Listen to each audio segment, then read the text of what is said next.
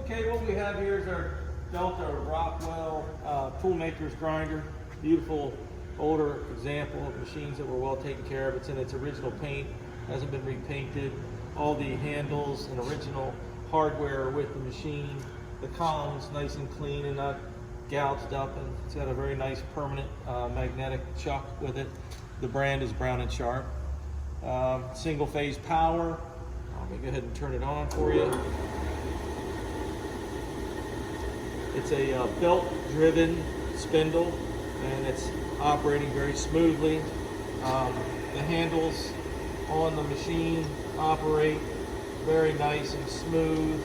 There's not a lot of, there's like almost no backlash in the rack here for the table, so that's important and very nice. The cross feed screw as well is very smooth and very nice. Your elevation screw, a little short to reach it, but it as well is very smooth in its operation.